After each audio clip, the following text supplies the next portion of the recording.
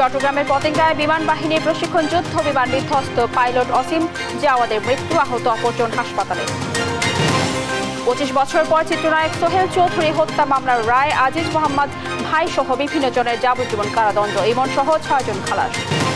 চীনের তিস্তা বহুমুখী প্রকল্পে সহায়তা করতে আগ্রহী ভারত, দেশটির পররাষ্ট্র সচিবের সঙ্গে বৈঠক শেষে জানালেন পররাষ্ট্রমন্ত্রী। শুরু হলো আনুষ্ঠানিক হজ যাত্রা, বিমান ও সৌদিয়ার প্রথম ফ্লাইটে সৌদি আরবের পথে 832 জন, দেশবাসীর দোয়া কামনা। এখন পর্যন্ত সরকারি ব্যবস্থাপনা ভালো লেগেছে। দেশবাসীর সকলের কাছে আমরা দোয়া প্রার্থী। আমরাও মক্কাতুল মুকাররমা মদিনাতুল মুনাওয়ারা গিয়ে আপনাদের জন্য, দেশবাসীর সকলের জন্য দোয়া করব। এবং কেরানীগঞ্জে ক্ষতিকর ফ্লেভার দিয়ে তৈরি হচ্ছে খাবার, সালাইন, কাশি ও ভিটামিন সি ট্যাবলেট, চক্রের বিরুদ্ধে ব্যবস্থা নেওয়ার দাবি।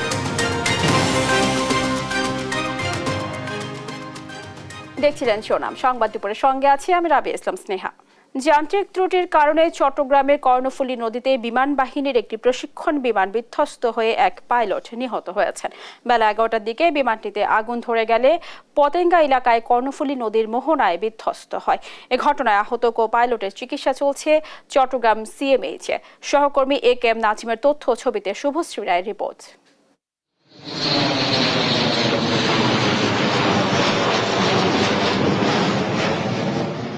বৃহস্পতিবার বেলা 11টা বন্দরনগরী চট্টগ্রামের পতেঙ্গা এলাকায় আকাশে হঠাৎ একটি বিমানে আগুন দেখতে পান স্থানীয়রা। কিছু সময়ের মধ্যেই বিমানটি বিধ্বস্ত হয় কর্ণফুলী নদীতে। প্যারাশুটে নামতে দেখা যায় 2 পাইলটকে। দৃশ্যটি স্থানীয়রা মোবাইলে ধারণ করেন। যখন ছিল তো কিছুক্ষণ পরে উড্ডয়নের কিছুক্ষণ পরে একটি চাকা খুলে বুট ক্লাবের সীমানায় পড়ে, তার কিছুক্ষণ পরে আরেকটি চাকা খুলে পড়ে যায় এবং চাকা খুলে যাওয়ার কিছুক্ষণ পরে পিছনে আগুন লেগে বিমানটি সাথে সাথে পানিতে পড়ে যায়। পানিতে পড়ার পরে একজন পাইলট তাৎক্ষণিক বের হয়ে আসলেও আরেকজন পাইলট তার কিছুক্ষণ পরে বের হয়। লাভ দেওয়ার প্রায় মানুষ যখন জ্বলে গেছিল, ওরা কি উপরে থাকতে পারে না, পানির মধ্যে পড়ে গেছে। একজন সিট ছাড়া পড়ছে, উনি মানে জীবিত ছিল, যে সিট ছিল উনি মানে পানির ভিতরে ঢুকে গেছিল। মানে টানি তুলতেছি যে মানে অনেক ওজন, উনি জীবিত আর উনি মানে অজ্ঞান হয়ে গেছে। তোলার পরে মানে কি নাকে মুখে না। জানা যায় পতেঙ্গা এলাকায় কর্ণফুলী নদীতে বিমান বাহিনীর একটি প্রশিক্ষণ বিমান ইয়াক 130 বিধ্বস্ত হয়। আইএসপিআর জানায় বেলা 11টার দিকে জহুরুল হক ঘাঁটিতে প্রশিক্ষণ শেষে নামার সময় বিমানটিতে যান্ত্রিক ত্রুটি দেখা দেয়। এক পর্যায়ে বিমানটিতে আগুন ধরে কর্ণফুলী নদীতে বিধ্বস্ত হয়। এ সময় বিমানে থাকা 2 পাইলট প্যারাশুট দিয়ে নেমে যান।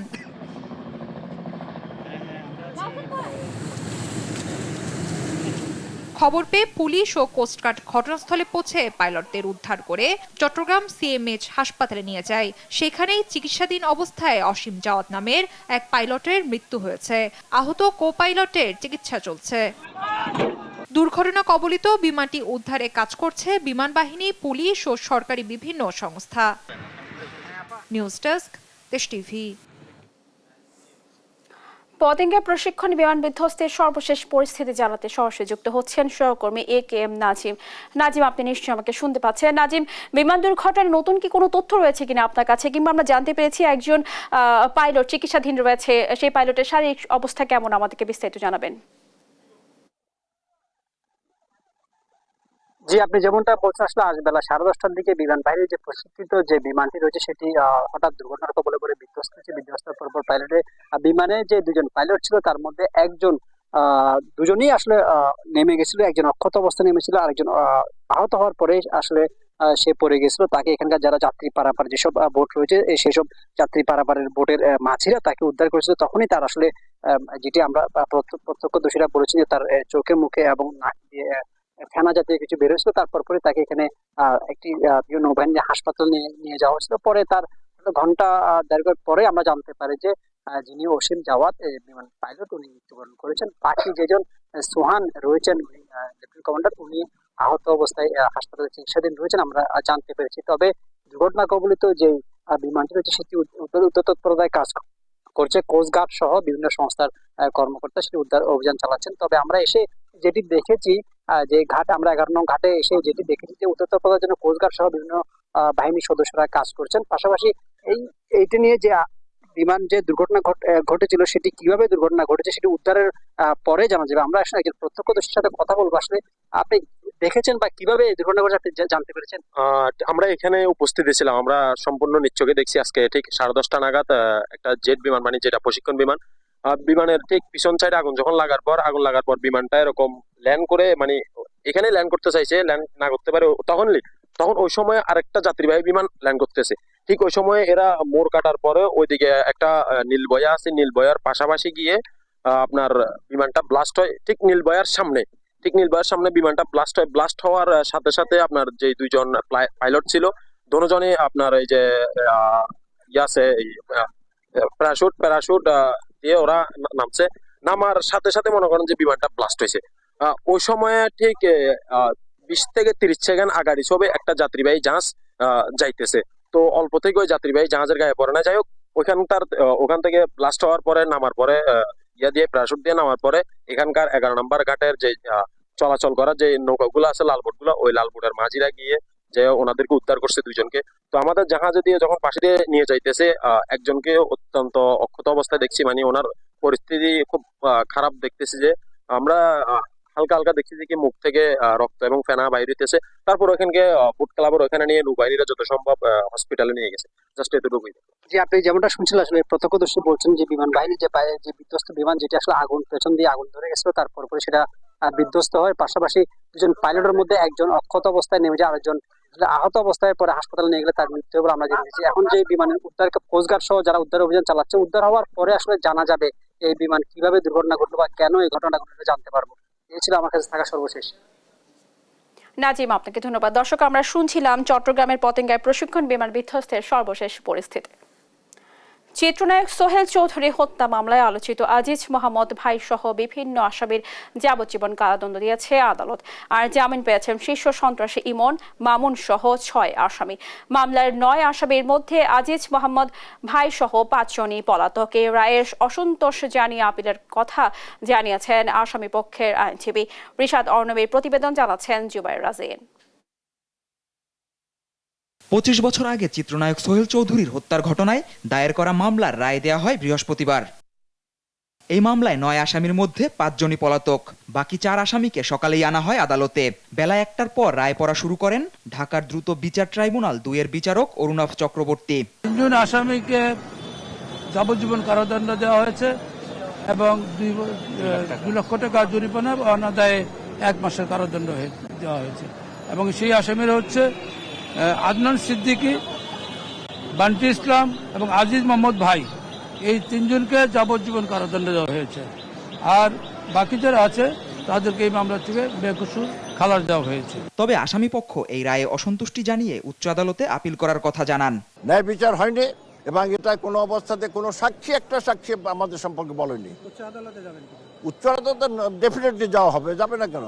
1998 সালের 17 ডিসেম্বর রাজধানীর বনানীর ট্রাম্প ক্লাবের সামনে সোহেল চৌধুরীকে গুলি করে হত্যা করে সন্ত্রাসীরা। জুবায়ের রাজিন, দেশ টিভি, ঢাকা।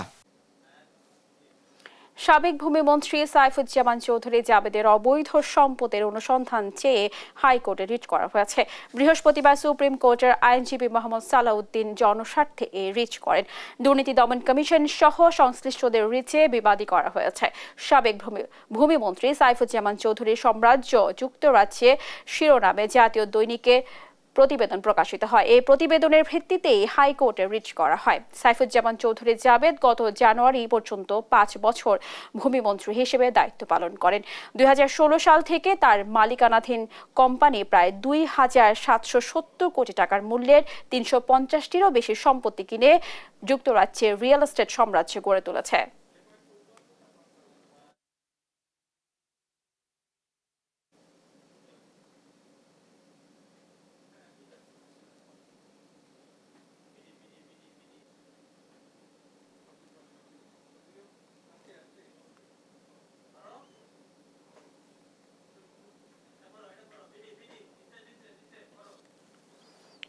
পররাষ্ট্রমন্ত্রী হাসান মাহমুদ জানিয়েছেন, তিস্তা বহুমুখী প্রকল্পে অর্থায়ন করতে চায় ভারত। দুপুরে নিজ মন্ত্রণালয়ে সফররত ভারতের পররাষ্ট্র সচিব বিনয় মোহন কয়াত্রার সঙ্গে বৈঠক শেষে তিনি এই কথা বলেন। এ সময় মন্ত্রী জানান, বাংলাদেশিদের ভারতের ভিসা পেতে জটিলতার বিষয়ে আলোচনা হয়েছে। ভারতীয় হাই কমিশন সক্ষমতা বাড়ানোর চেষ্টা করছে বলে দেশটির পররাষ্ট্র সচিব জানিয়েছেন। এছাড়া মন্ত্রী জানান, চীন সফরের আগেই প্রধানমন্ত্রী ভারত সফরে যাবেন। নির্বাচনের পর ভারতে নতুন সরকার গঠন হলে দিন তারিখ ঠিক করা হবে।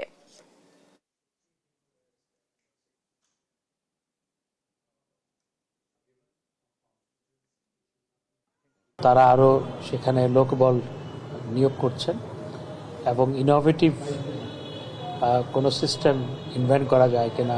আমি অনলাইনের কথা বলেছি যে অনলাইনে অ্যাপ্লাই করে তারপর multiple visa, long term visa, সেগুলো নিয়ে আমরা আলোচনা করি। তিস্তায় আপনারা জানেন যে আমরা একটি বৃহৎ প্রকল্প নিয়েছি, তো ইন্ডিয়া সেখানে ফিন্যান্স করতে চায়। তা আমি যেটা বলেছি সেটি হচ্ছে এই তিস্তা যে প্রকল্পটি বাস্তবায়ন করা হবে সেটি আমাদের নিড অনুযায়ী হতে হবে। ভারতের পররাষ্ট্র সচিবের ঢাকা সফর নিয়ে আরো জানাতে পররাষ্ট্র মন্ত্রণালয় থেকে যুক্ত হচ্ছেন সহকর্মী জান্নাতুল মোহনা। মোহনা, আপনি নিশ্চয়ই আমাকে শুনতে পাচ্ছেন। মোহনা, ভারতের পররাষ্ট্র সচিবের সঙ্গে পররাষ্ট্র সচিব মাসুদ বিন মোমেনের বৈঠক হওয়ার কথা রয়েছে। কখন বৈঠক হতে পারে বা আলোচ্য সূচি নিয়ে কি জানতে পেরেছেন, আমাদেরকে বিস্তারিত জানাবেন। ধন্যবাদ স্নেহা। যেমনটা বলছিলেন যে পররাষ্ট্র সচিবের সাথে কখন ভারতীয় পররাষ্ট্র সচিবের বৈঠক হবে সেই বিষয়টা যদি জানতে হয় তার আগে বলতে চাই, কিছুক্ষণ আগেই কিন্তু পররাষ্ট্রমন্ত্রী ডক্টর হাসান মাহমুদের সাথে কিন্তু বিনয় মোহন ক্ষত্রিয়র কিন্তু যে বৈঠকটি সেই বৈঠকটি সম্পন্ন হয়েছে এবং বৈঠক শেষে প্রায় ঘণ্টাব্যাপী একটি বৈঠক ছিল। সেই বৈঠক শেষে পররাষ্ট্রমন্ত্রী হাসান মাহমুদ সাংবাদিকদের সাথে কথা বলেন এবং ব্রিফিংয়ে কি হয়েছে সেই বিষয়ে কিন্তু আলোচনা জানান। এবং আপনি জানেন যে ভারতীয় এখন লোকসভা নির্বাচন চলছে এবং সেই মুহূর্তে কিন্তু পররাষ্ট্র সচিব ঢাকায় এসেছেন এবং এই বিষয় নিয়ে আলোচনার পাশাপাশি কিন্তু আরেকটি যে বিষয়টি গুরুত্ব পেয়েছে আজকের বৈঠকে, সেই বিষয়টি হচ্ছে যে ভারতীয় ভিসা নীতি এবং বর্তমানে ভারত বাংলাদেশের সম্পর্কের বন্ধন আরও দৃঢ় করতে কিন্তু সব প্রচেষ্টা চলছে এবং সেই নীতিতেই অর্থাৎ ভিসা নীতির যে বিষয়টি এসেছে সেই ভিসা নীতিতে আরও সহযোগিতাপূর্ণ আলাপ আলোচনা এবং ভিসা নীতি সহজ করতে আলোচনা হয়েছে পররাষ্ট্রমন্ত্রী ডক্টর হাসান মাহমুদের সাথে। সেই সাথে আরও আলোচনা হয়েছে তিস্তা চুক্তি নিয়ে এবং তিস্তা যে বহুমুখী প্রকল্প সেই প্রকল্পে কিন্তু ভারত সরকার আগ্রহ প্রকাশ করেছে, এমনকি আগ্রহই নয় অর্থায়নও কিন্তু বিষয়ে তারা জানিয়েছেন যে আলোচনা হয়েছে। আর নির্বাচনের পরে ভারত প্রধানমন্ত্রী শেখ হাসিনার যে সফর সেই সফরটি হবে এবং আপনারা জানেন সেই নির্বাচনের পরেই দিনক্ষণ ঠিক করে ভারত সফরে যাবেন প্রধানমন্ত্রী শেখ হাসিনা।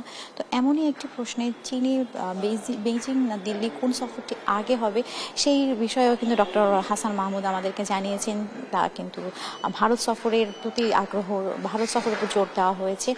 আর এছাড়াও দ্বিপাক্ষীয় যে আলোচনা বৈঠক বা আঞ্চলিক যে বিষয়গুলো সেই বিষয় নিয়েও আলোচনা চলছে। আর এই বিষয় নিয়ে কিন্তু ঘণ্টাব্যাপী ডক্টর হাসান মাহমুদের সাথে পররাষ্ট্র সচিবের আলোচনা হয়। আর এছাড়াও আরেকটি বিষয় আজকে প্রাধান্য পেয়েছে তাদের বৈঠকে, সে বিষয়টি হচ্ছে যে জলবিদ্যুৎ, যে নেপাল থেকে জলবিদ্যুতের যে প্রকল্প যে আসার ব্যাপারের কথা ছিল সেই প্রকল্প কিন্তু বাস্তবায়নেও কিন্তু আশ্বাস দিয়েছে ভারত সরকার। তো স্নেহা, এই ছিল পররাষ্ট্র মন্ত্রণালয় থেকে আমার কাছে সর্বশেষ সংবাদ। মোহনা, আপনাকে ধন্যবাদ। দর্শক, আমরা শুনছিলাম ভারতের পররাষ্ট্র সচিবের ঢাকা সফরের সর্বশেষ খবরাখবর। শুরু হলো হজ যাত্রা। সকালে বিমানের প্রথম ফ্লাইটে রওনা করে 419 জন। এর আগে ভোরে 413 জন হজ যাত্রী নিয়ে ঢাকা ছাড়ে সৌদি এয়ারলাইন্সের প্রথম ফ্লাইট। আজ 8টি ফ্লাইট ঢাকা ছাড়ার কথা রয়েছে। হজ ফ্লাইট আনুষ্ঠানিক উদ্বোধন করেন ধর্মমন্ত্রী। এ সময় হজ যাত্রায় সুষ্ঠু ব্যবস্থাপনা নিশ্চিতের তাগিদ দেন তিনি। আল-নোমানের রিপোর্ট। এই যাত্রা হজের প্রথম ফ্লাইট ধরতে উদ্দেশ্য একটাই, আল্লাহর সন্তুষ্টি অর্জনের মধ্য দিয়ে গুনাহ মাপের। বৃহস্পতিবার ভোর 4:05 পবিত্র হজ পালনে সৌদি আরবের উদ্দেশ্যে রওনা করেন 413 বাংলাদেশি। সৌদি এয়ারলাইন্সের প্রথম ফ্লাইটে ঢাকা ত্যাগ করেন তারা। বিমান বাংলাদেশ এয়ারলাইন্সের প্রথম ফ্লাইট হজরত শাহজালাল আন্তর্জাতিক বিমানবন্দর ত্যাগ করে সকাল 7:20। এতে যাত্রা করেন 419 বাংলাদেশি। সার্বিক বিষয়ে সন্তুষ্টি থাকলেও বিমান ভাড়া সহ আনুষঙ্গিক খরচ নিয়ে অভিযোগ ছিল যাত্রীদের। তারপরও হজে যেতে পেরে খুশি তারা। খরচটা তুলনামূলক অন্যান্য বাড়ির থেকে তো কিছুটা বেশি ছিল, আস্তে আস্তে হয়তো আবার এটা মানুষ অ্যাডজাস্ট করে নিবে আর কি। প্রায় প্রায় 6 আর কি। প্রথমবার হজে যাচ্ছি সরকারি ব্যবস্থাপনায়। এখন পর্যন্ত সরকারি ব্যবস্থাপনা ভালো লেগেছে। দেশবাসীর সকলের কাছে আমরা দোয়া প্রার্থী, আশাবাদী যে আপনারা আমাদের জন্য দোয়া করবেন। আমরাও মক্কাতুল মুকাররমা মদিনাতুল মুনাওয়ারা গিয়ে আপনাদের জন্য, দেশবাসী সকলের জন্য দোয়া করব। এবছর 85,257 বাংলাদেশি হজ পালন করবেন। তাদের মধ্যে 4,562 জন সরকারি ব্যবস্থাপনায় এবং বাকি 80,695 জন ব্যক্তিগত ব্যবস্থাপনায় হজ পালন করবেন। বিমানবন্দরে হজ ফ্লাইট উদ্বোধন করে সুষ্ঠু হজ উপহার দেওয়ার প্রত্যয় জানান ধর্মমন্ত্রী। তবে তো হজযাত্রীদের সাথে পাইলট ও এয়ার হোস্টেসগণ আচরণ হতে হবে বন্ধুত্বপূর্ণ ও হৃদ্যতাপূর্ণ। দায়িত্ব প্রত্যেকের প্রতি আমাদের দায়িত্ব আছে, যার যার আঙ্কিকে সে আমরা সেই দায়িত্ব সুন্দর সুষ্ঠুভাবে পালন করব এবং সবার দায়িত্বের মধ্য দিয়ে এই হজ সম্পূর্ণ হোক, সুন্দরভাবে সফল হোক, সার্থক হোক। বুধবার পর্যন্ত হজ ভিসা পেয়েছেন 42,846 হজ যাত্রী। চাঁদ দেখা সাপেক্ষে আগামী 16 জুন পবিত্র হজ অনুষ্ঠিত হবে। আল নোমান, দেশ টিভি, ঢাকা। হজ ফ্লাইটের সর্বশেষ খবর জানাতে সরাসরি যুক্ত হচ্ছেন সহকর্মী হাসান মাহমুদ। হাসান, আমরা জানতে পেরেছি যে আজ 8টি ফ্লাইট ঢাকা ছাড়ার কথা রয়েছে। এ পর্যন্ত কতটি ফ্লাইট ঢাকা ছেড়ে গেল জানাবেন, আর সেই সাথে ভিসা জটিলতা কাটাতে কি কোনো ধরনের পদক্ষেপ নেওয়া হয়েছে, কি ধরনের পদক্ষেপ নেওয়া হয়েছে আমাদেরকে বিস্তারিত জানাবেন। স্নেহা, আপনাকে ধন্যবাদ। আপনি যেমনটা বলছিলেন যে আমরা সকাল থেকে এখানে অবস্থান করছি এবং এখন পর্যন্ত 4টি ফ্লাইট কিন্তু ছেড়ে গিয়েছে বলে আমরা সবশেষ জানতে পেরেছি। সেটি সবশেষ দুপুর 2টায় একটি ফ্লাইট ছিল, সেটি কিন্তু বিমান বাংলাদেশ এয়ারলাইন্স সেটি ছেড়ে গিয়েছে। এরপরে বিকেল 5টায় একটি ফ্লাইট রয়েছে এবং এরপরে সন্ধ্যা 7টা এবং রাত 11টায় এই 3টি ফ্লাইট, অর্থাৎ আজকে মোট 7টি ফ্লাইট রয়েছে এবং আমরা সেটি এখন পর্যন্ত সবশেষ জানতে পেরেছি। এই 7টি ফ্লাইটের মাধ্যমে কিন্তু 2700-র বেশি যাত্রী হজযাত্রী আজকে চলে যাবেন এবং 3টি ফ্লাইটে আমরা দেখেছি যে প্রত্যেকটিতে কিন্তু 4টিতে 1600-র মতো যাত্রী কিন্তু এখন পর্যন্ত ইমিগ্রেশন হয়েছে এবং তারা চলে গিয়েছেন। এবং আজকে যেহেতু প্রথম দিন, এখন পর্যন্ত হজ ব্যবস্থাপনা যেসব পদক্ষেপ নেওয়া দরকার সেগুলোতে কিন্তু কোনো রকম ভোগান্তি যাত্রীরা পায়নি বলে মনে করছেন। তবে আগামীকালকে এবং পরশুদিন হয়তো যে যাত্রীর সংখ্যা কিন্তু বাড়বে, সেদিন হয়তো 12 থেকে 13টি বা 15টি এরকম কিন্তু ফ্লাইটের সংখ্যা থাকবে। তখন কিন্তু এই ব্যবস্থাপনাটা কতটুকু স্থায়ী হতে পারে সেটি কিন্তু এখন পর্যন্ত দেখার বিষয়। তবে এখন পর্যন্ত যে 4টি ফ্লাইট ছেড়ে গিয়েছে সেগুলোর কিন্তু কোনো রকম ভোগান্তি হয়নি এবং অনেকটা সাধারণ মানুষ যারা হজযাত্রী তারা কিন্তু নির্বিঘ্নে এখান থেকে পাস করতে পেরেছেন। এবং আজকে সকালের দিকে, ভোরের দিকে যে ধর্ম প্রতিমন্ত্রী এসেছিলেন তিনিও যেটি বলছেন যে কোনো ধরনের ব্যবস্থাপনা যেন ত্রুটি না হয় সে ব্যাপারে কিন্তু তারা সর্বোচ্চ সতর্ক রয়েছেন। এবং এখন পর্যন্ত যেসব যাত্রী গিয়েছে তাদের কিন্তু সেরকম কোনো ভোগান্তি হয়নি, যদিও আমরা যতটুকু জানি এখন পর্যন্ত 40,000-এর বেশি যাত্রী আসলে তারা সৌদি আরবের ভিসা পায়নি, সেটি কিন্তু এখন পর্যন্ত কিছুটা জটিলতা তৈরি করতে পারে। যদিও ধর্ম প্রতিমন্ত্রী আশ্বস্ত করেছেন যে কোনো রকম জটিলতা তৈরি হবে এবং আগামী 2-1 দিনের মধ্যে বাকি যেসব ভিসা পাওয়ার কথা সেগুলো কিন্তু তারা পাবেন বলেই আশ্বস্ত করেছেন এবং সেখানে কোনো ধরনের ভোগান্তি তৈরি হবে না বলে তিনি আমাদেরকে জানিয়েছেন। এবং এখন পর্যন্ত যেহেতু সব ঠিক আছে এবং আগামী 1 মাস ধরে যেহেতু হজযাত্রীরা যাতায়াত করবেন, সেক্ষেত্রে পরবর্তীতে আসলে কি হবে সেটি এখন পর্যন্ত বলা যাচ্ছে না। তবে ডিজিটালাইজেশন যেহেতু হয়েছে, প্রত্যেক যাত্রীর আসলে মোবাইল ফোনে কোন জায়গা থেকে যাবেন এবং কিভাবে যাবেন সবকিছু তথ্য আগে জানিয়ে দেওয়া হয়েছে, ফলে সেখানে কিন্তু কিছুটা ভোগান্তি কম হয়েছে এবং আমরা দেখেছি যে সবাই নিজ নিজ গন্তব্যে যাচ্ছেন এবং নিজ নিজ কামলা এবং কাফেলা থেকে তারা যাচ্ছেন। তো এই ছিল আমার কাছে এখান থেকে সবশেষ পরিস্থিতি। স্নেহা। হাসান, আপনাকে ধন্যবাদ। দর্শক, আমরা শুনছিলাম হজ ফ্লাইটের সর্বশেষ খবরাখবর। প্রথম ধাপের উপজেলা পরিষদ নির্বাচনে আওয়ামী লীগ নেতাদের জয় জয়কার। 139টি উপজেলায় বিজয়ীদের বেশিরভাগই আওয়ামী লীগ ও অঙ্গ সংগঠনের নেতাকর্মী। বেসরকারি ফলাফলে ক্ষমতাসীন দলের শতাধিক নেতা জয় পেয়েছেন। নির্বাচনে অংশ নেয়ায় বহিষ্কৃত বিএনপি নেতারাও কোথাও কোথাও জয় পেয়েছেন। এছাড়াও পার্বত্য চট্টগ্রাম জনসংহতি সমিতি জিএসএস এর 2 প্রার্থীও বিজয়ী হয়েছেন। প্রতিনিধিদের তথ্য ও ছবিতে আরো জানাচ্ছেন আপন উপো। টানা তৃতীয়বার নাটোর সদর উপজেলা পরিষদের চেয়ারম্যান নির্বাচিত হয়েছেন আওয়ামী লীগ নেতা শরীফুল ইসলাম রমজান। নলডাঙ্গায় চেয়ারম্যান নির্বাচিত হয়েছেন ইঞ্জিনিয়ার রবিউল ইসলাম। আর সিংড়া উপজেলায় বিনা প্রতিদ্বন্দ্বিতায় দেলোয়ার হোসেন পাশা নির্বাচিত হন। ময়মনসিংহের ফুলপুরে মোহাম্মদ হাবিবুর রহমান, ধোবাউড়ায় ডেভিড রানা চিসিম চেয়ারম্যান নির্বাচিত হয়েছেন। এছাড়া হালুয়াঘাটে উপজেলা চেয়ারম্যান নির্বাচিত হয়েছেন বিএনপি নেতা আব্দুল হামিদ।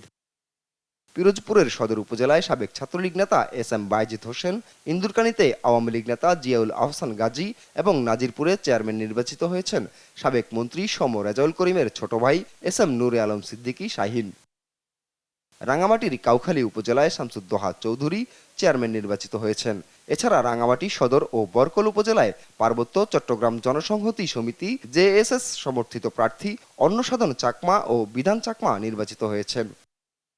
চাঁপাইনবাবগঞ্জের নাচলে আব্দুল কাদের চেয়ারম্যান নির্বাচিত হয়েছেন। এছাড়া গোমস্তাপুরে বিএনপির আশরাফ হোসেন আলিম ও ভোলাহাটে আনোয়ার হোসেন চেয়ারম্যান নির্বাচিত হয়েছেন। তাদের দুজনকেই নির্বাচনে অংশ নেয়ায় বিএনপি থেকে বহিষ্কার করা হয়। প্রথম ধাপে দেশের 139 উপজেলায় ভোট গ্রহণ অনুষ্ঠিত হয়। প্রতিদ্বন্দ্বিতা করেন 570 জন চেয়ারম্যান প্রার্থী সহ মোট 1635 জন। ভাইস চেয়ারম্যান ও মহিলা ভাইস চেয়ারম্যান পদে 20 জন বিনা প্রতিদ্বন্দ্বিতায় বিজয়ী হয়েছেন। আপন অপু, নিউজ ডেস্ক, দেশ টিভি। সংবাদ দুপুরে আরো থাকছে। গুলশানের হামিদ টাওয়ারে নিয়মের তোয়াক্কা না করে গড়ে উঠেছে 5টি রেস্তোরাঁ, নেই রাজুক, ফায়ার ও পরিবেশ ছাড়পত্র।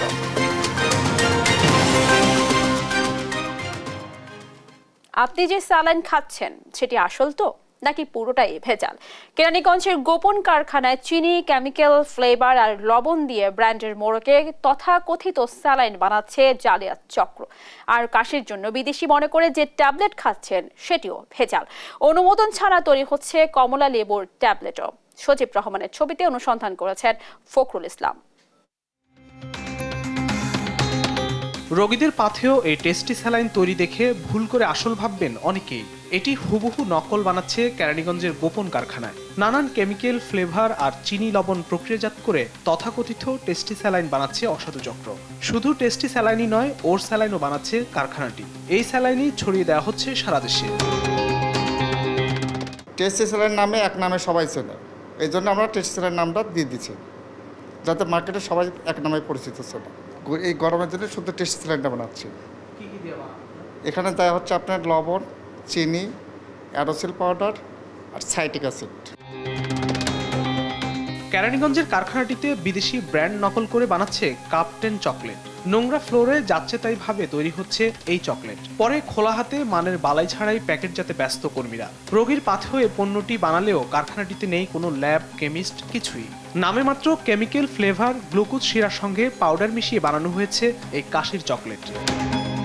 ইন্ডিয়াতে ভালো একই নামে কাপ চকলেট বানাইতেছে, চিনি দিয়া কেমিক্যাল দিয়া কাপ চকলেট বানায়।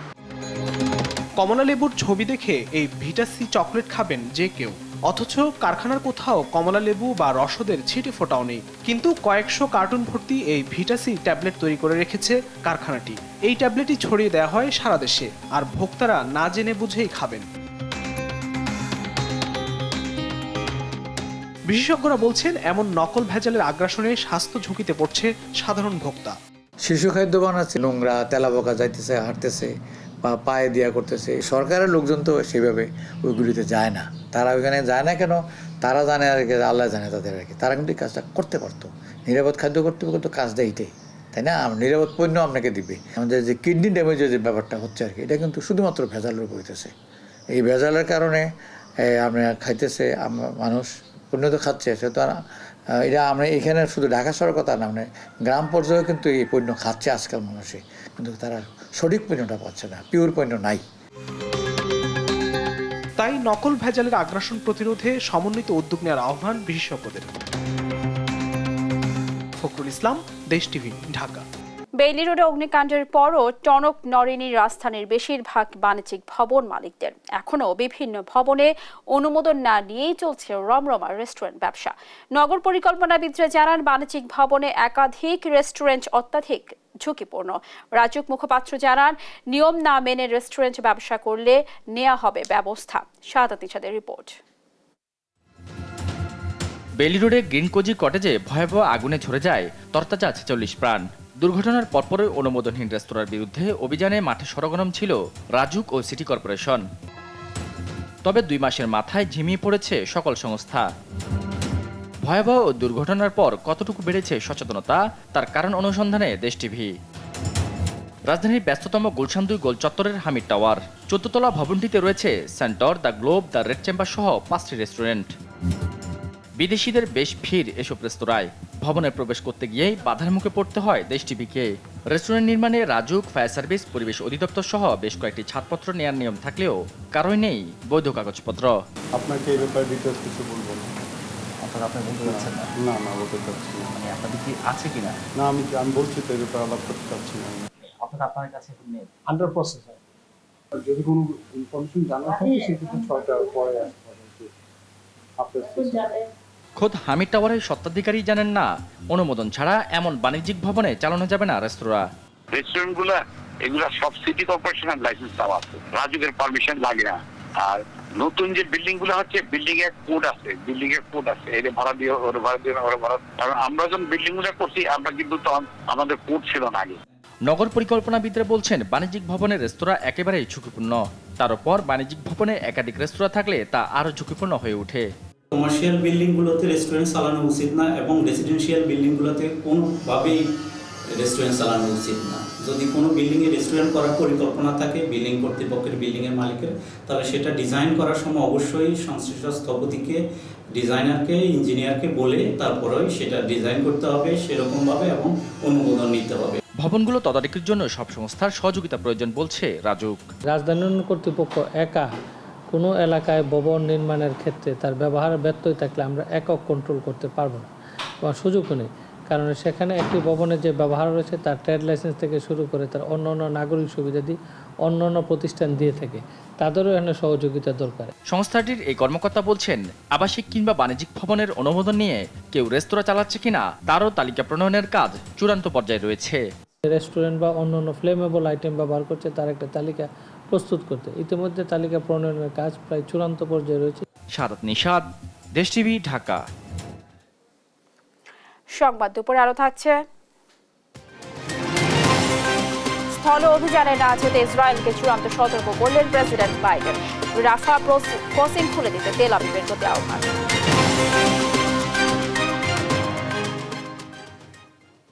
শুরু হলো 29তম ইউএস ট্রেড শো। রাজধানীর একটি 5 তারকা হোটেলে এই প্রদর্শনী চলবে 11 মে পর্যন্ত। 3 দিনের প্রদর্শনী আয়োজন করে যুক্তরাষ্ট্র দূতাবাস ও বাংলাদেশ ও আমেরিকান চেম্বার অফ কমার্স চ্যাম। অনুষ্ঠানে প্রধানমন্ত্রীর বেসরকারি শিল্প ও বিনিয়োগ বিষয়ক উপদেষ্টা সালমান এফ রহমান, আইসিটি প্রতিমন্ত্রী জুনায়েদ আহমেদ পলক, মার্কিন যুক্তরাষ্ট্রদূত পিটার হাস সহ অন্যরা উপস্থিত ছিলেন। এতে যুক্তরাষ্ট্রের প্রায় 44টি কোম্পানি তাদের পণ্য ও সেবা প্রদর্শন করছে। চ্যামের সভাপতি সৈয়দ এরশাদ আহমেদ বলেন, এই প্রদর্শনীর মাধ্যমে বিদেশি বিনিয়োগে ত্বরান্বিত হবে।